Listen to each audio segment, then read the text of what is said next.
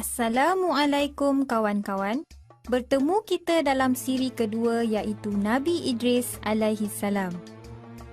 Kawan-kawan yang dikasihi, Nabi Idris alaihi salam adalah rasul selepas Nabi Adam alaihi salam yang diutuskan oleh Allah untuk memberikan peringatan dan petunjuk kepada keturunan Qabil. Ini kerana keturunan Qabil telah banyak melakukan maksiat dan kufur terhadap Allah. Nabi Idris sangat berani dan gagah di dalam menjalankan tugas dakwah yang diamanahkan oleh Allah Subhanahu Wa Taala kepadanya. Baginda sangat disanjungi oleh Allah Subhanahu Wa Taala seperti di dalam firman-Nya iaitu Surah Al-Anbiya ayat 85 yang bermaksud, ingatlah kisah-kisah Ismail, Idris dan Zulkifli, masing-masing termasuk golongan orang-orang yang sabar. Martabatnya tinggi seperti mana yang dinyatakan dalam surah Maryam ayat 56 dan 57. Dan ceritakanlah, yakni hai Muhammad, kepada mereka kisah Idris yang tersebut di dalam Al-Quran. Sesungguhnya ia adalah seorang yang sangat membenarkan dan seorang Nabi, dan kami telah mengangkatnya ke martabat yang tinggi. Surah Maryam ayat 56 hingga 57. Dalam ayat tersebut, Nabi Idris dipuji oleh Allah Subhanahu Wa Taala. Baginda disebut sebagai Nabi dan orang yang benar, iaitu As-Siddiq. Nama sebenar baginda ialah Kanuk. Baginda adalah keturunan Nabi Adam AS yang pertama menerima tugas sebagai Nabi. Nabi Idris merupakan orang pertama yang boleh menulis menggunakan pena. Baginda juga orang pertama mengajar ilmu politik peradaban dan menetapkan perancangan pembangunan kata. Bahkan, baginda juga orang pertama menggunakan kulit sebagai pakaian berjahit. Ketika berusia 82 tahun, baginda telah diangkat ke sisi Allah. Baginda diangkat ke syurga kerana amal ibadahnya yang banyak diterima oleh Allah setiap hari.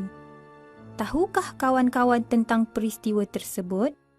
Kisahnya bermula apabila malaikat maut iaitu malaikat Israel meminta izin daripada Allah mengunjunginya. Sepanjang tempoh Nabi Idris alaihi salam didampingi oleh malaikat maut, baginda merasa amat pelik dan hairan kerana melihat pelbagai perkara aneh daripada malaikat maut yang menyerupai seorang lelaki itu. Nabi Idris alaihi salam bertanya, "Siapakah kamu yang sebenarnya?" Malaikat maut menjawab, Saya adalah malaikat maut. Nabi Idris bertanya lagi, "Apakah kamu akan mencabut nyawa setiap orang?" Ya. Setelah beberapa ketika bersoal jawab di antara Nabi Idris alaihi salam dengan malaikat maut, baginda meminta malaikat maut mencabut nyawanya kemudian menghidupkannya kembali. Baginda ingin merasai sakaratul maut. Dengan izin Allah, malaikat maut mencabut nyawa baginda. Kemudian, Allah menghidupkan kembali Nabi Idris. Kawan-kawan nak tahu tak apa perasaan Nabi Idris ketika nyawa baginda dicabut? Baginda merasakan seperti kulitnya disiat-siat dalam keadaan hidup.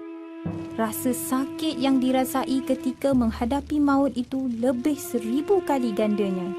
Walaupun sebenarnya malaikat maut telah mencabut nyawa baginda dengan penuh berhati-hati. Kawan-kawan, bagaimana agaknya malaikat maut mencabut nyawa orang yang ingkar pada perintah Allah? Tentu lebih sakit, bukan? Semasa Nabi Idris alaihi salam dicabut nyawanya buat kali kedua, malaikat maut membawa Nabi Idris alaihi salam meninjau keadaan syurga dan neraka dengan mendapat keizinan daripada Allah Subhanahu Wa Taala. Namun, semasa di syurga, baginda telah meninggalkan kasutnya di bawah sepohon pokok. Apabila baginda keluar daripada syurga, baginda meminta malaikat maut menghantarnya semula ke dalam syurga kerana kasutnya tertinggal di dalam syurga. Nabi Idris telah dihantar semula ke dalam syurga oleh malaikat maut. Setelah mendapat kasutnya semula, malaikat maut ingin membawanya keluar. Tetapi Nabi Idris enggan keluar dari syurga. Nabi Idris berkata, Aku tidak akan keluar kerana Allah sudah berfirman, setiap orang itu pasti merasai sakratul maut. Sesungguhnya aku sudah merasai maut.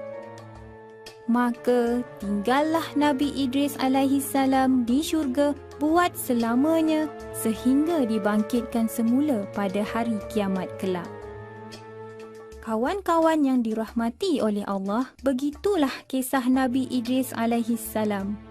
Pengajaran yang kita dapat perolehi ialah Nabi Idris alaihissalam begitu ikhlas dan banyak melakukan amal ibadat kepada Allah Subhanahu wa taala. Akhirnya Allah Subhanahu wa taala telah membalas amalannya dengan mengangkatnya ke syurga. Semoga kita semua dapat menghayati sirah Rasul tadi. Baiklah kawan-kawan, kita berjumpa lagi di siri 25 Rasul yang lain pula. Assalamualaikum warahmatullahi